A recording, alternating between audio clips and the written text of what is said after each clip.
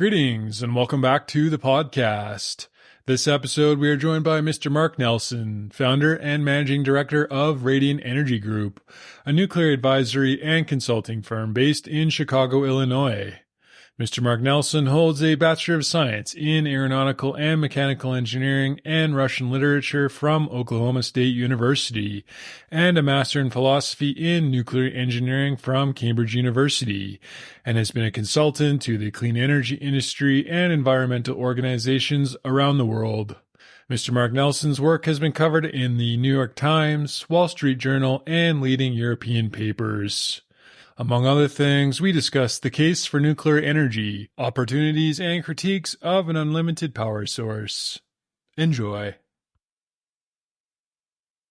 This podcast episode is sponsored by Enverus. Enverus is the world's largest energy-dedicated software-as-a-service company committed to helping customers close the gap between data and value creation.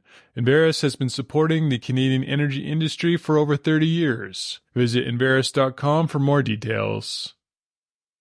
This podcast is brought to you by Energy United. Energy United is an organization with a mission to promote practical energy policy across Canada. Energy United is building a community of Canadians that are passionate about Canada's natural gas and oil industry and are willing to take action. Energy United is driving change on issues that matter, all the way from the carbon tax to the emissions cap. Join Energy United to make a difference at energyunited.ca.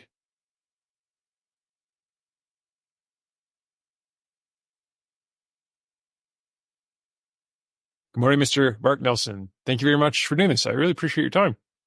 You bet. Glad to be here, Trevor.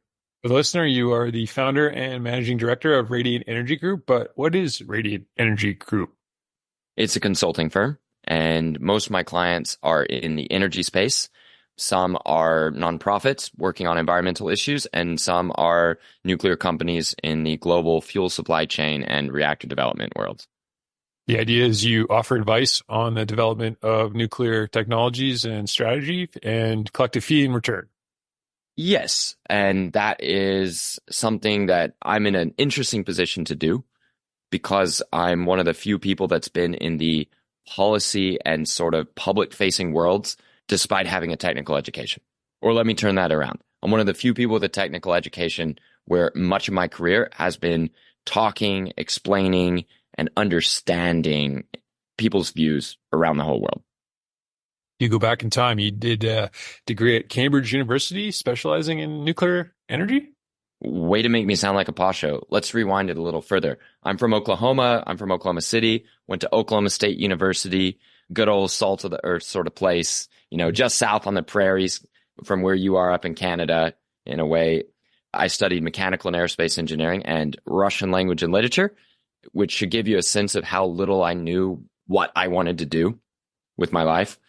I knew that engineering was a good education, but felt that I didn't see what my path was going to be in engineering. I thought it was, sitting in front of a computer and pushing around numbers, which, don't get me wrong, I love doing that. I'm a huge nerd. I had a bunch of interests and couldn't figure out what I could do that would be exciting all day, every day. Now, what do kids know? Not much, but I extra didn't know what I wanted to do. At the end of my time at Oklahoma State University, I was finishing up my degrees. I had a scholarship to Cambridge University. I had to pick something to study that was technical, like in engineering. It was an old oil exec who had given a scholarship to a few engineers per year from Oklahoma State to go to Britain and get a fancy degree in engineering. I saw a YouTube video from a gentleman from Calgary, a Calgarian, or whatever you call yourselves, who just had a hobby of taking nuclear energy videos and putting them on YouTube.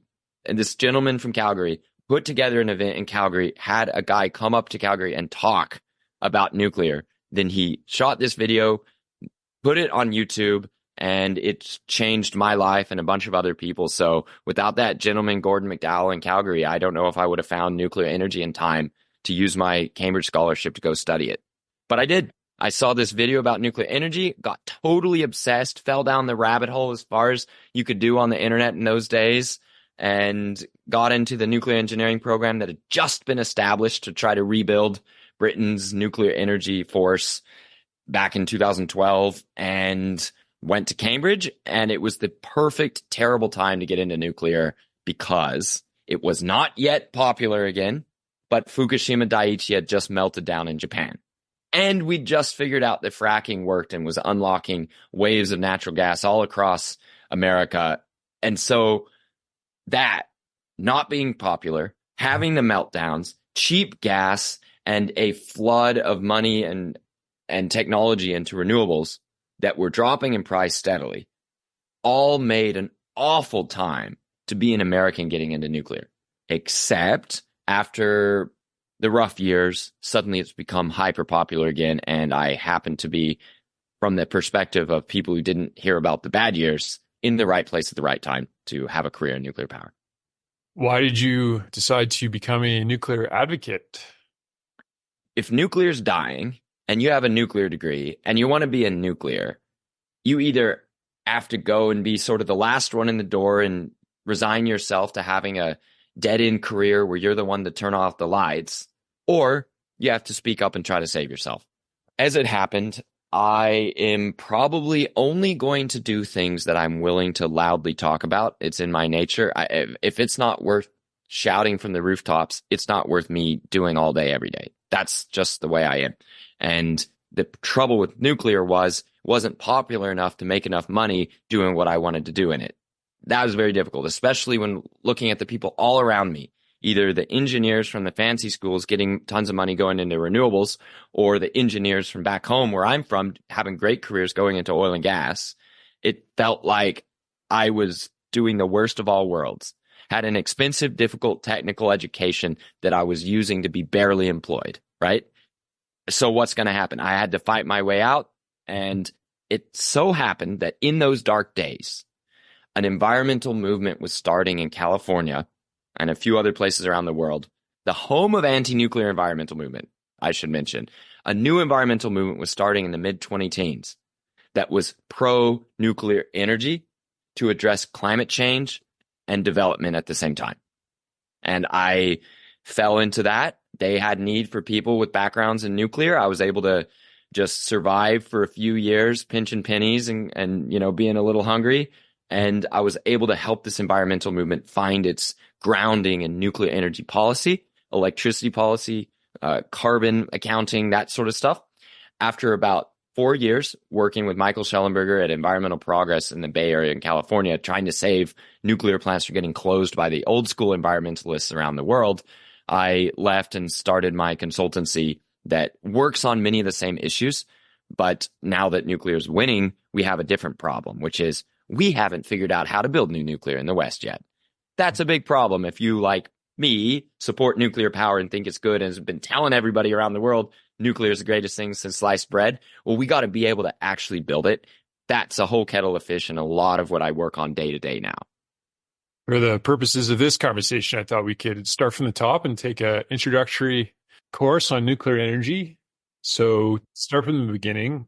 When you're referring to nuclear power, is it nuclear fusion or nuclear fission? And for the layman listener, what's the difference?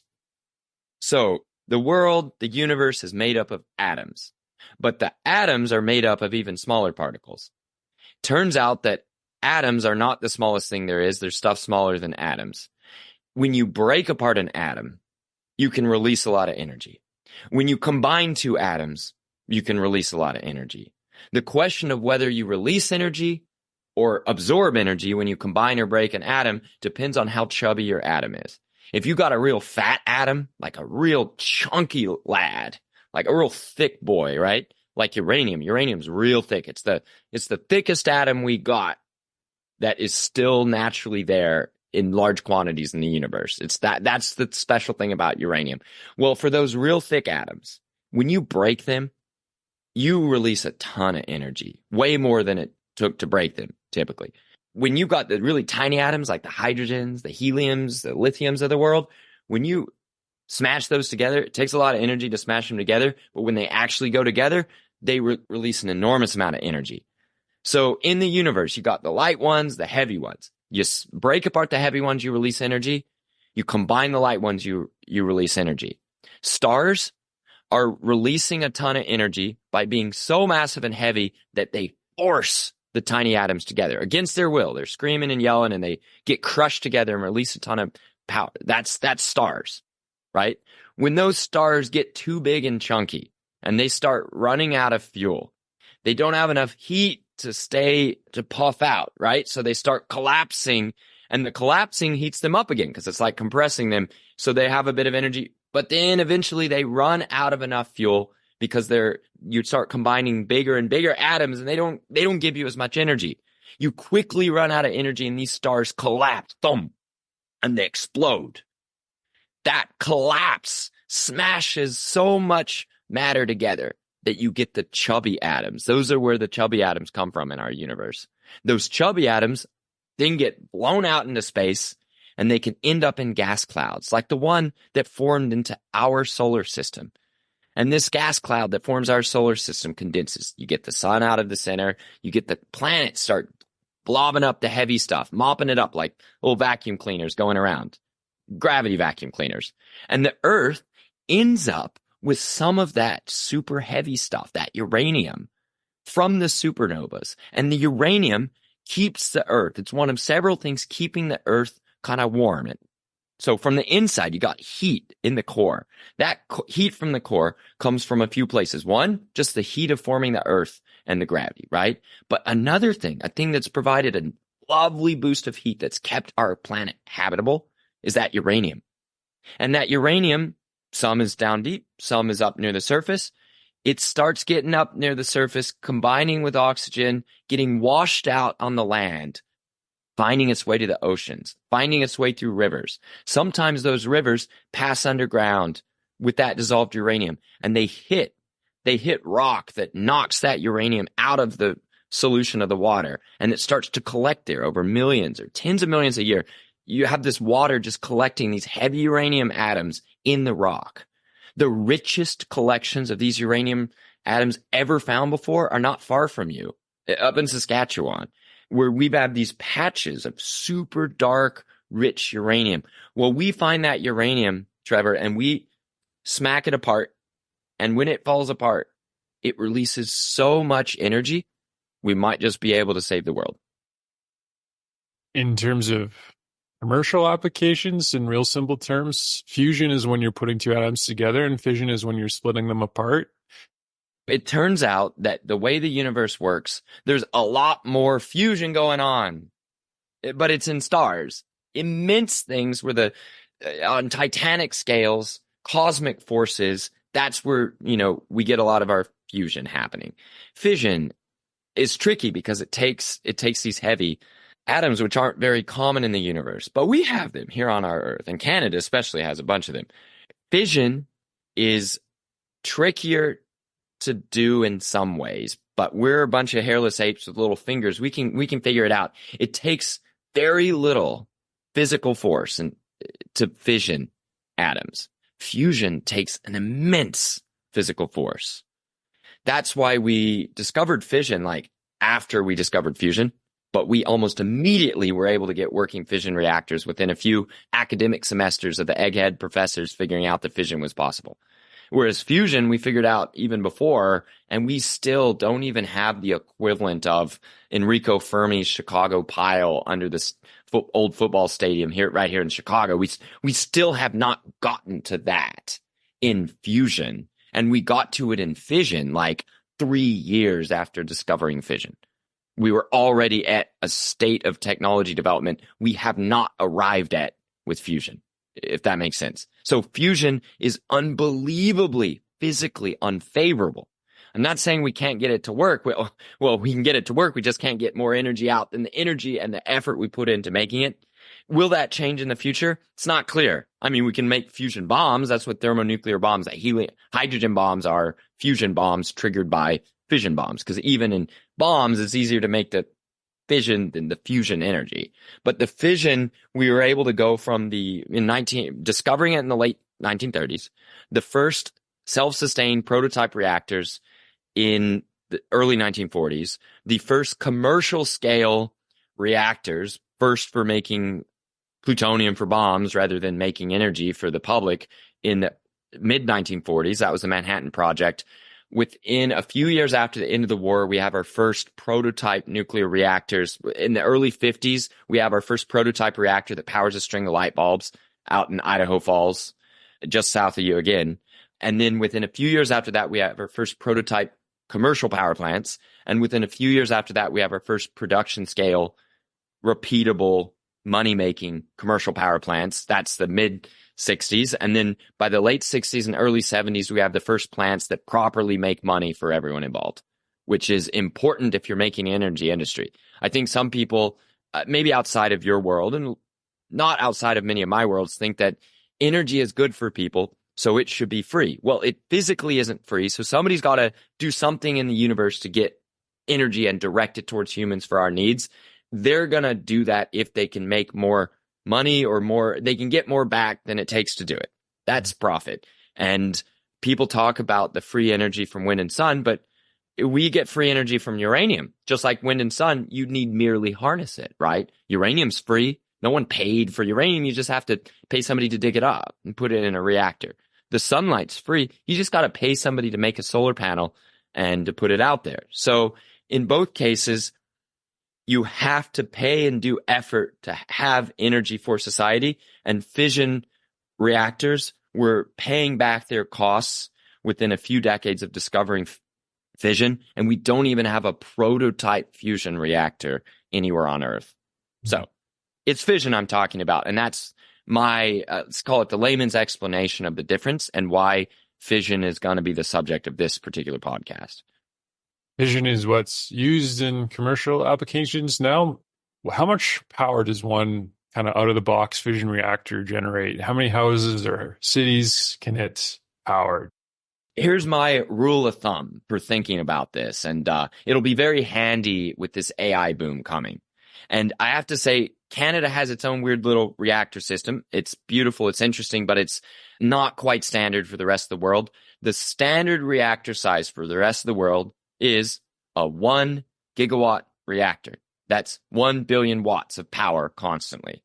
1 gigawatt reactor running the way we do in America almost all the time, like say 93, 94, 95% of the time of the year, is going to make 1 gigawatt each hour times 8,760 hours in the year times 94% average uptime. You're going to make about 8,000 gigawatt hours of energy year on year, or electricity. I mean, it's very, very useful, very high grade energy to make 8,000 gigawatt hours of power for the public. So a rich country like yours or mine will often have a household using about 10,000 kilowatt hours or 10 megawatt hours or 0.01 gigawatt hour per year. So if you look at 8,000 gigawatt hours out of one of our standard 1 gigawatt reactor and 0.01 gigawatt hour per year of energy used, of electricity used by a Canadian or American household of like standard size and wealth, you end up with on the order of, with, 2 or so people per household, you get about 1 million households getting their power from nuclear. 1 gigawatt reactor. So one way to think of it is think of Chicago. In the future, think of Chicago, right? Chicago and the area around it has about 8 million people. Northern Illinois, Chicago, its suburbs, about 8 million people, right? Near the city, we've got 8 reactors, each one about a gigawatt. Some of them a bit bigger, some of them a tiny bit smaller. Okay? So we got about 8 gigawatts of constant nuclear, satisfying about 8 million people's needs, along with the businesses and the industrial services that sustain us. Now, that's the electricity system. So in addition to that, we have natural gas coming into Chicagoland, and we have oil and oil products coming into Chicagoland. So it's not all electricity. If all of Chicago's energy needs, which are probably not super far away from Calgary, although Chicago is quite a bit warmer than Calgary without a giant extra need for air conditioning, I would say that we're getting probably about a third to just over a third of our total energy needs from electricity from the grid. Less urban areas are going to get less of their energy from the grid typically, though not universally. So that means that if Chicago were going to go all electric for, everything, not just from the new electric Amazon vans that are driving around and giving us boxes, but also electricity for all our heating, electricity for all the transportation, electricity for our trains. A bunch of our trains are diesel trains still in the city. If you're going to run everything in Chicago off of nuclear power, you're going to probably need approximately a tripling of these 8 1-gigawatt reactors. Again, rough numbers here. You're going to need probably about 24 1-gigawatt reactors to power the about 8 million people in Chicago if you were using nuclear for every single bit of their needs. There's some rule of thumbs. If I'm providing some value for you and your listeners on this episode, I hope it's this like approximate way to think about nuclear and nuclear power for a country.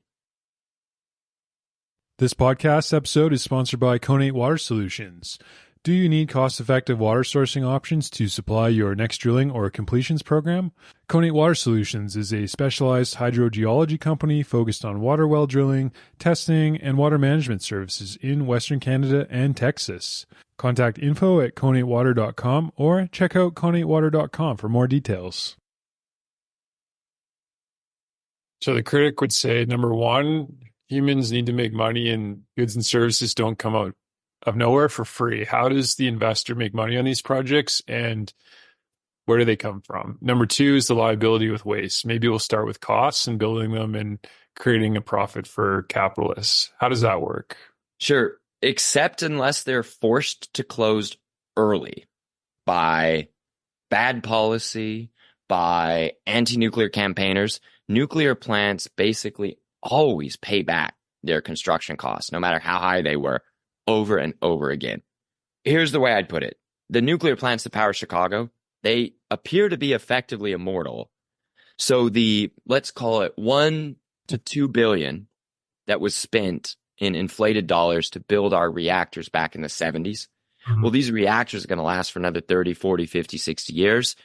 Every year, they earn enough revenue. That's not profit, but they earn enough revenue to pay back. The production cost from nuclear plants is actually really, really small. It's mainly payroll. Only a little bit of it is the fuel. The fission reaction is so extremely powerful that you need only a few tons of nuclear fuel per year. It's crazy how little nuclear fuel you need to power 1 million people in a 1-gigawatt reactor. So the actual ongoing operating cost is typically about 25% fuel, of which half or less is the actual uranium out of the ground, often from Canada. So that means your ongoing operating costs are really low. It's just that initial building of the nuclear plant that's kind of expensive. More expensive if you mess up the blueprints and don't build well. Less expensive if you're experienced at building and do it frequently. So nuclear plants in the West are not going to have profitability issues in the future in general because of the AI boom. Currently, we're looking at the AI boom being so extreme that every couple of years, a nuclear plant serving an AI data center at prevailing contract prices, which I'm hearing about on the grapevine, are going to be paying off their construction cost again and again and again and again. But wait, the critic might say. Let's go also to the second part of your question now. But wait. That's because nuclear is getting all these secret subsidies they don't want you to know about. The subsidy to take care of decommissioning. The subsidy to take care of that long-lasting nuclear waste that's going to last generation after generation, thousands of years. And the big one, the insurance for these uninsurable reactors that if they melt down, they'll cause so much damage that no company could ever afford to. So first of all, you know where nuclear plants get their insurance? Lloyd's, same as every other big thing. Lloyd's Insurance Syndicate writes the insurance plans for most of the world's commercial nuclear reactors. Well, that's a dumb answer, but you don't hear people say it enough. It's true. That's only like a few billion per reactor, though. That's not enough, right? What if it's a proper big time meltdown like in Japan, where, as we've heard, it's like hundreds of billions of dollars of damage? Well, unlike almost everything else in society, nuclear has extra special insurance that's mandatory in almost every country that's got nuclear above and beyond the commercial insurance. And this is for a technology that, in terms of radiation in the West, has never killed anyone from a nuclear. It hasn't occurred. The only proper meltdown we've had in America, 3 Mile Island, didn't even release radiation in a way that hurt anybody. Yet, we've still got insurance in case that isn't true, in case something changes. So the insurance we have above and beyond, your good old-fashioned Lloyd's insurance for the nuclear plants is from a law passed that forces all nuclear plants to pay into a big pot forever for this coverage that will go to the one plant that has a big meltdown. Still hasn't happened that it's been needed, but it's ready in case something changes, and it's hard to see what it would actually cost to get used. But what this means is there's a legal pathway and a financial pathway for nuclear above and beyond the commercial insurance that other industries don't actually have to provide for themselves. Like a big chemical train that crashes outside of a town, if it goes bankrupt, it goes bankrupt. Society's just left on the hook, figuring out on the fly who owes who what, right? If a utility has a big fire that burns down all the towns, I guess the utility goes bankrupt. Too bad, unless the taxpayer is going to bail out everybody and pay for all the damages and make everybody whole. Shit happens, and if insurance doesn't cover it, that's it. But in nuclear, we know where the insurance money's coming from. Now, this is a general pattern in nuclear. Because people were scared so much of nuclear in the past, we've arranged for much more extreme situations for nuclear than we have for other industries. So we actually know who pays if there is a meltdown that causes beyond the insurance levels or beyond the financial capabilities of the companies that own the nuclear plant. We know in advance. We don't have that with other industries. So for the waste is a ultimate example of a fake problem. It's a psychological op. And it's been so effective that even the nuclear industry itself is often full of crap on waste. The thing you do with the waste is you just leave it in the little containers next to the plant. That's it. You keep operating the plant. You're done. That's the waste problem solved. If you need to, you decorate the containers with the waste so that people feel better about it. But even that's going to be optional in the next generation because kids have a bunch of other stuff to worry about. Like, we just have to get through the people who have been tricked, who have been psychologically confused on nuclear waste by activists whose role it has been to destroy the nuclear power because they don't want the energy and they don't want the nuclear sector. So the nuclear waste is, I'm very happy in America that some anti-nuclear people killed Yucca Mountain Nuclear Waste Repository. It's supposed to be this $200 billion white elephant boondoggle in the Nevada desert, pinned on Nevada. Nevada didn't want it, and I hope they never build it because it's not necessary. One of the most interesting interactions I had with somebody early in my nuclear career on this nuclear waste issue was asking him, how many lives are we going to save if we spend $200 billion on a hole in the ground in Nevada? How many lives per $1 billion? Give me a rate. And this was a technical person, and they just like short circuited. They couldn't even talk. People forgot to say, if you're actually saving any lives, spending $200 billion on a nuclear waste program, if you don't save a single life, why are you spending $200 billion? For paper pushers? For lawyers? Like what? Why would you spend the money if no one's being hurt? And no one's being hurt. And there's absolutely no controversy about whether nuclear waste sitting next to nuclear plants is hurting people or not. Even that crazy anti-nukes don't claim that there's active damage. They say, oh, what if there's flooding or the earthquake or a terrorist or all these things that either are physically false, have never happened, can't happen, all this stuff, right? The nuclear waste just sits there. It's the metal fuel rods that come out of the reactor. They sit in a swimming pool until they cool off after about 5 years of service in American-style reactors. Not Canada's all weird. Everything's weird in Canada. Let's keep Canada in a different conversation.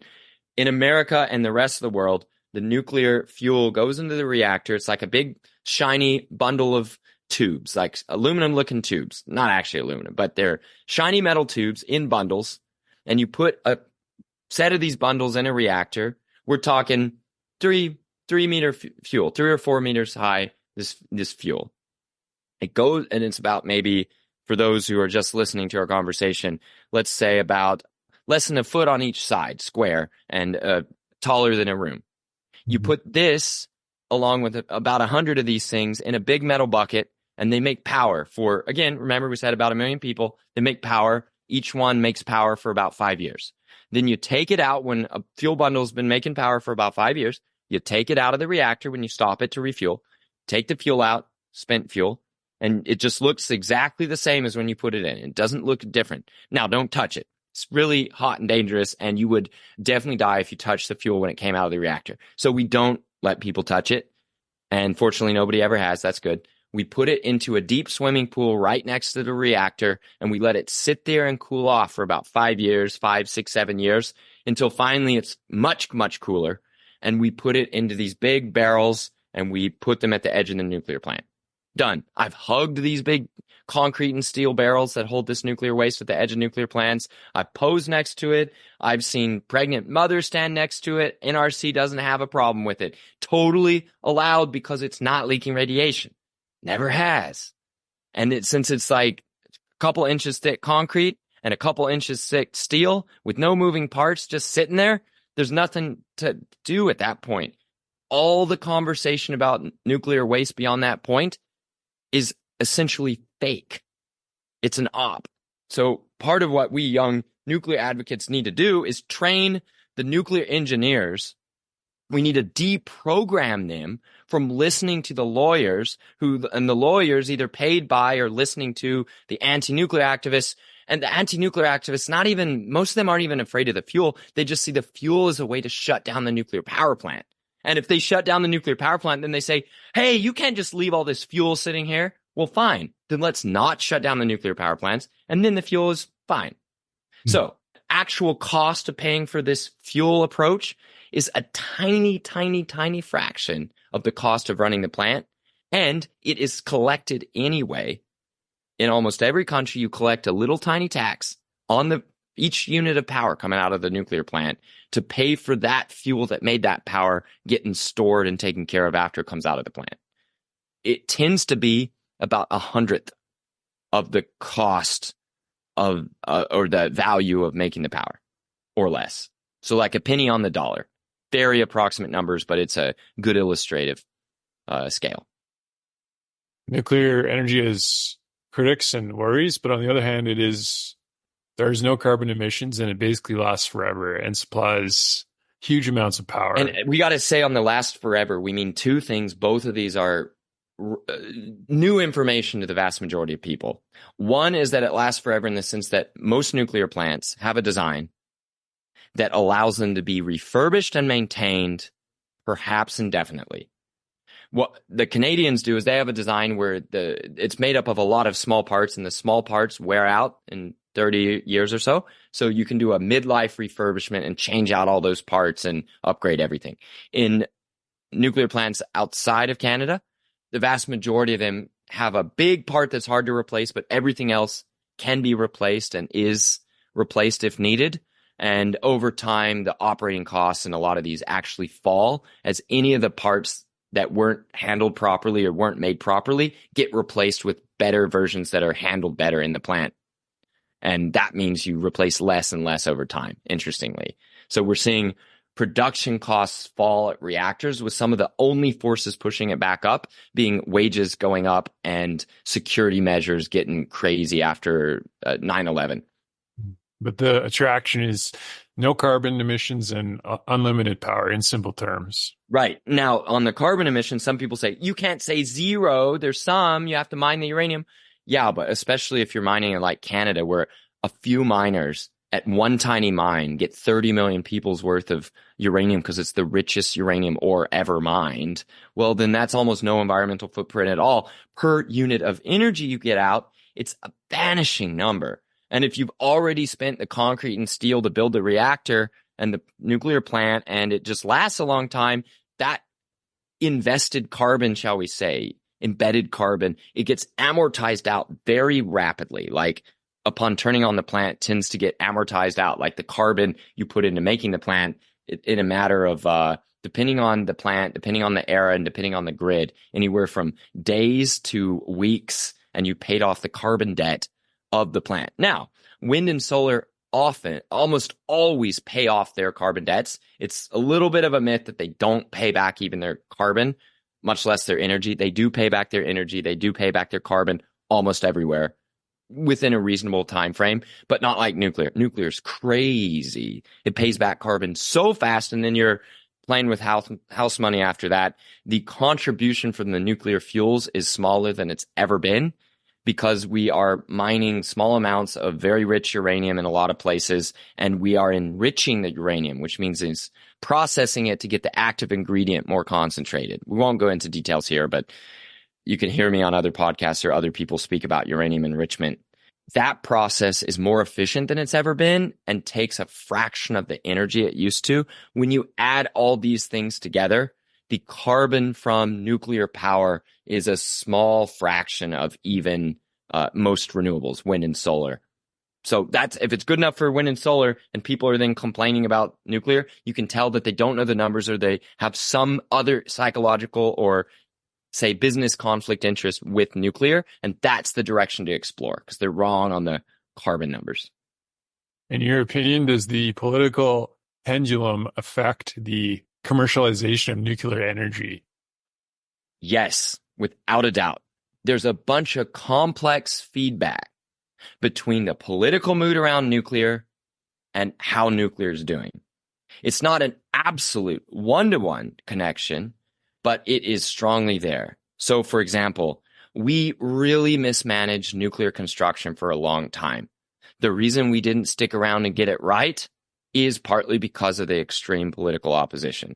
I think that nuclear is regulated with some degree of fear built into how we regulate it, but I think that regulations also served to protect the nuclear industry from any worse damage from an unfriendly politics. The nuclear industry has gotten incredibly good at doing what it does. I think that's been a part of what's allowed the political pendulum to turn. So I'm worried when some people say it was only the political pendulum going against nuclear that put into place the regulations that made us bad at. No, we definitely got bad at building power plants on time and on budget in an environment that was friendly to messing that up, if that makes sense. So now that the political pendulum is swinging back around, and I'll say a few words here about what I think is actually going on the broadest level on this political pendulum. We're hoping that the new popularity of nuclear, both among people who don't care about climate change, but love it because it's big, strong power, and the people who do care about climate change, but don't have baggage from the hippies in the 70s. And they're like, oh, actually, if nuclear helps with climate change, I'm all for that. So those two sides are coming together. And I think that that's going to allow us to recruit the talent to put together the deals that will be able to accept the capital that both the politics and the new interest in nuclear is making available to actually build these reactors that'll last us forever and to get them done fast enough to get capital returned so that we can build the next ones.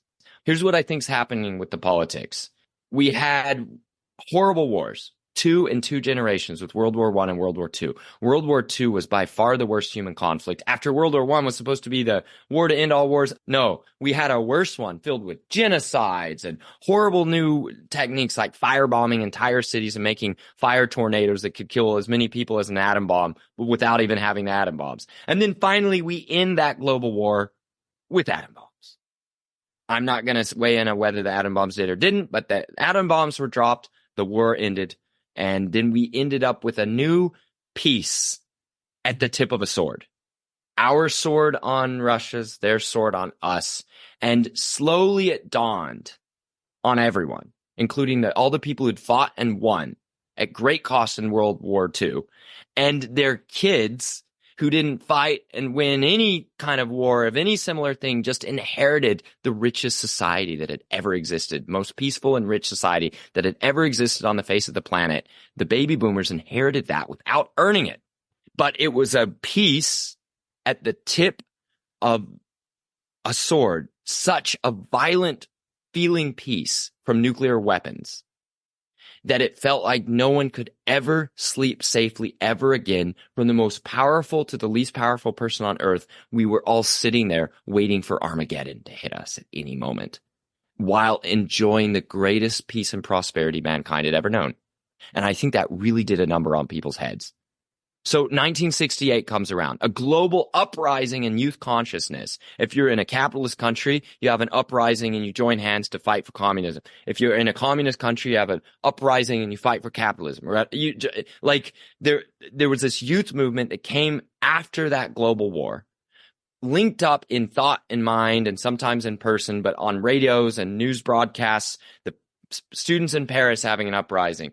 All over Latin America, all over communist Europe, everybody feeling good about these big student movements. This youth of the world is fighting against the evils of the day. Well, one of the only evils that everyone could agree upon was nuclear weapons and the war in Vietnam, both of which felt connected. And then when you start to add in the population concern and the environmental concern, you get an anti-nuclear generation. And then we get some meltdowns. We get nuclear contamination from earlier weapons testing, finally hit popular consciousness.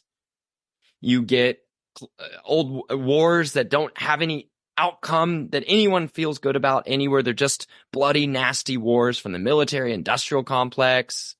And then you get the explosion at Chernobyl. You get a bunch of things that prove that those who said, shut up, kids, nuclear's fine, it would feel that they were wrong and the young kids were right. Nuclear's bad. To be good and to be moral, to protect your fellow man and to protect the environment was to stop nuclear. Now, turns out they were wrong, but it was in the air. It was what they felt at the time. So then you get the fall of communism, a decrease in all the nuclear arsenals, a peace from the Cold War, which wasn't actually a war, but it felt like peace. And then the next generation, you, me, we're 1989 babies, right? Our first memories were of a world that was learning to not care so much about nuclear weapons. I'm not even saying nuclear weapons still don't threaten us. Of course they do. There was very little actual reduction of nuclear war risk from our parents' time to us being born in the 90s. But in the 90s, somehow we all decided to relax. And you and me, if we were traumatized as young kids by this or that, it just wasn't nuclear unless it was like that one scene in Terminator 2, right? If you saw that with Sarah Connor having a dream on the fence, getting blasted. But that was a movie from the first years of our life. Fast forward a few years, we're starting to have kids, and we're not even probably telling kids much about nuclear weapons. The total level of nuclear fear is dropping, while the fear of other things are increasing. So we might be scared of climate change. We might be scared of this or that political trend. We might be scared of any number of things, but nuclear weapons is falling. And since nuclear power plants are not actually dangerous like that, the desire for what we get out of nuclear plants is just one YouTube video away. Oh, I didn't even think about nuclear energy, good or bad. Oh my God, it's magic energy from the supernovas. I'll have it. And that's what's helping us swing back around. And now those of us in the industry are sweating because we need to figure out how to build the nuclear plants to meet this sudden surge of demand from the public and from financial institutions, which are staffed by members of the public, for nuclear power plant projects that are investable. The evolution of nuclear technology with the small modular reactors, how is that helping commercialize nuclear energy? So let's just be clear that reactors used to be small modular reactors, and we made them bigger for better economics. So we're going to have a lot of people rediscover why we made reactors big in the first place. And hopefully among that set of disappointments, we're going to find the next Elon Musk of nuclear, who really just gets it right and builds a functional scientific and industrial organization that's just next level efficient and excellent from the ground up. It's not guaranteed to work, but I'm hoping it will work along with executing on the large modular reactors. Yeah, this word module doesn't actually mean anything when people say small modular reactors. Some people mean that the reactor itself is so small that to have any amount of energy, you have to build a bunch of them. But they turn that into a virtue. They're like, oh, no, it's good because each one I'm going to call a module.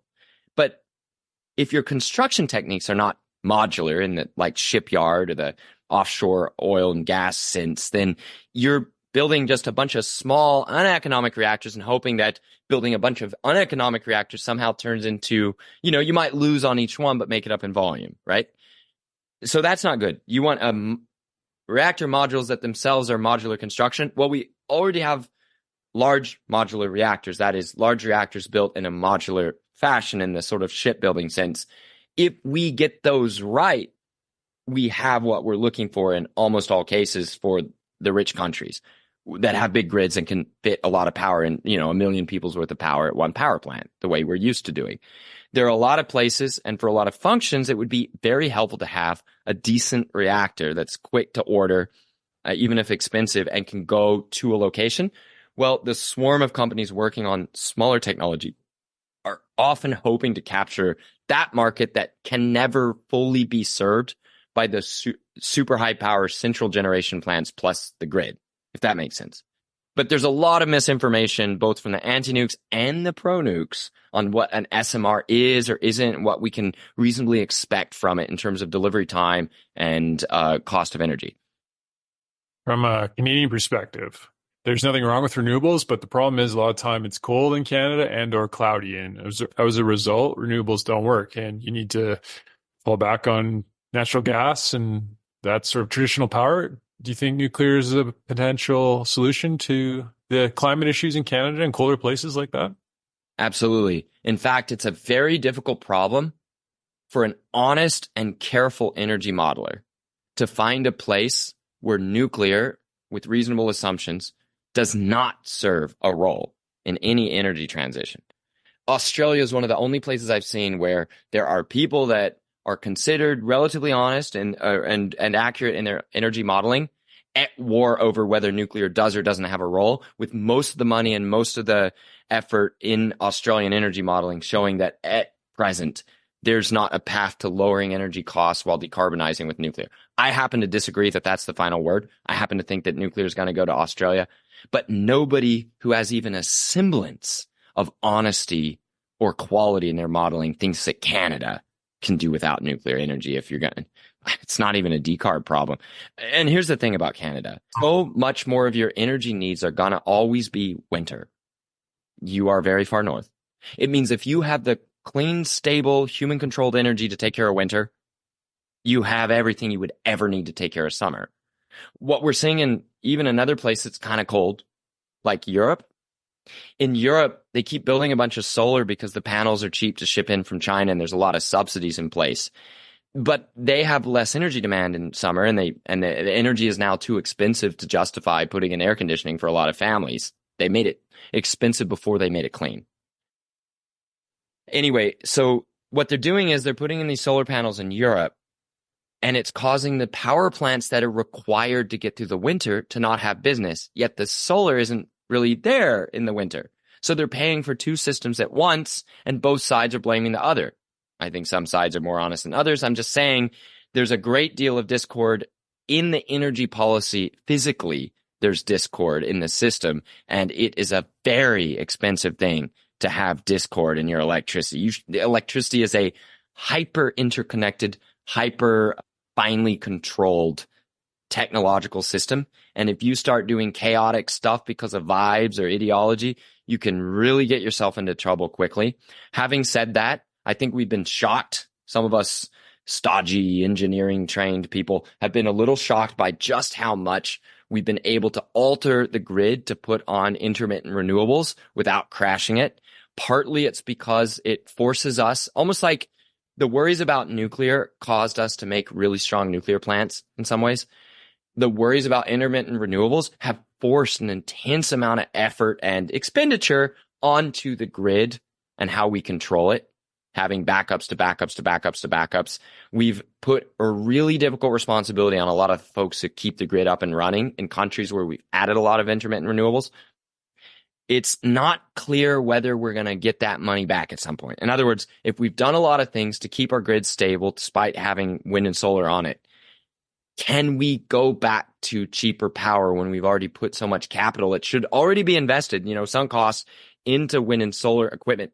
Are we going to get that free energy? Are we going to get to a point where we can kind of relax a little and have cheaper energy from wind and solar mixed in with a little bit of, say, batteries, interconnections, hydro, nuclear even, maybe a little gas as a treat?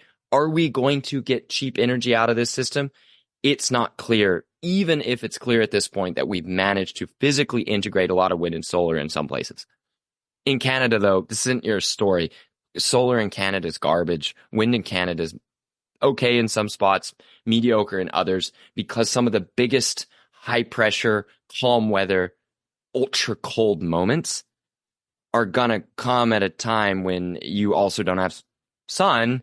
And that means your total demand for energy is going to be at its maximum when the conditions are most hazardous to health and property. So you're going to be on nuclear and hydro as your base load forever, with some amount of fossil depending on how much nuclear you have. The value of nuclear is that it's reliable and that in times of stress, you need redundancy in the system. And although renewables are fine, they don't provide that redundancy you need when it's minus 30, for example. Right. And nuclear plants do a very good job of providing redundancy to nuclear plants, but solar and wind do not do a good job of providing redundancy to solar and wind. So in other words, there's almost never, ever a common cause that would force this nuclear plant and that nuclear plant to shut down. Some of the only examples come in the Ring of Fire, the Pacific Ring of Fire, but even there, nuclear plants built to withstand the most hazardous natural disasters, that happens. That's a regular thing already.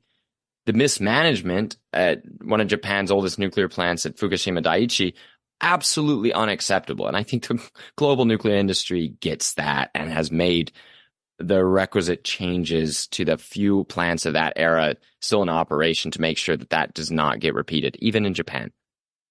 Another critic would say, in terms of emissions, unless China, India, and Russia are on side with reducing global emissions, there's no point. Canada is irrelevant, so there's no incentive to switch over to nuclear. What would your thoughts be on that in terms of emissions? Nuclear is deluxe society in a nutshell. It's the best a man could get. It's great energy. If you can figure out a way to make a political coalition to build nuclear, then you do your part and it doesn't matter whether others do it and it works out for you. I would say that Canada has a crucial role providing uranium to the world. And if Canada can return to the point where it's good at building and financing nuclear plants, I think that would be very good for the world, regardless of anything to do with climate change. Having said that, Canada being a strong global partner on nuclear is one of the enabling factors that would allow a Russia, China, India world to reduce its emissions. I mean, India's nuclear fleet is based off of Canada's.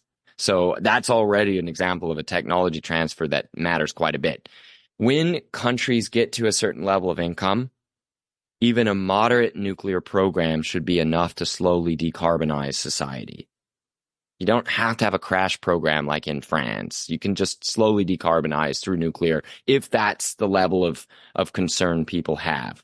I will say that Russia is the world's great builder of nuclear plants for developing countries at the moment. China is the world's greatest builder of nuclear power for itself, but it's the world's greatest builder of nuclear power at the moment. And India has very ambitious plans to expand both its Canada-derived fleet and to keep building other reactors that it gets help on from other countries. So those three countries you mentioned, gonna grow. They've got obligate growth. They want to grow.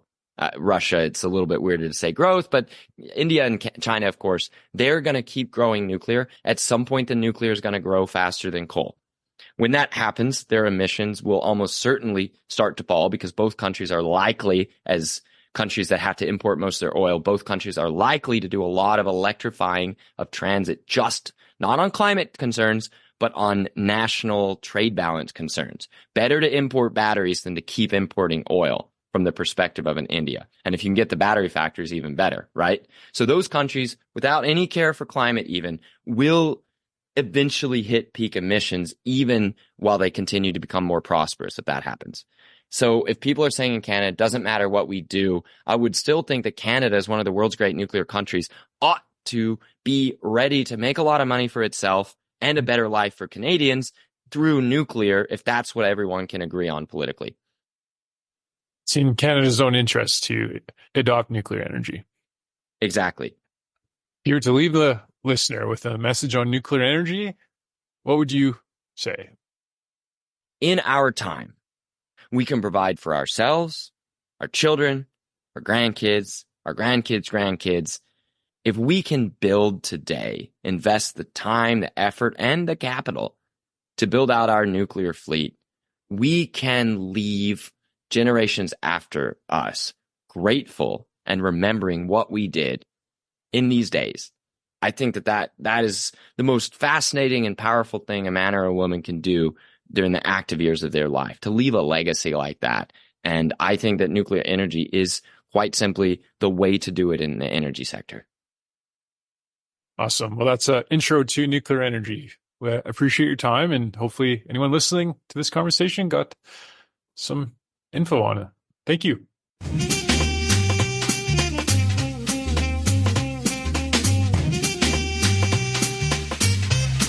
Hello, listeners out there. Thanks for checking out the podcast. Hopefully the episode provided some insights. If you enjoyed the show, check out trose.ca where more episodes are yet to come. You can also subscribe to the podcast where your token of support is much appreciated. Until next time, happy coffee drinking.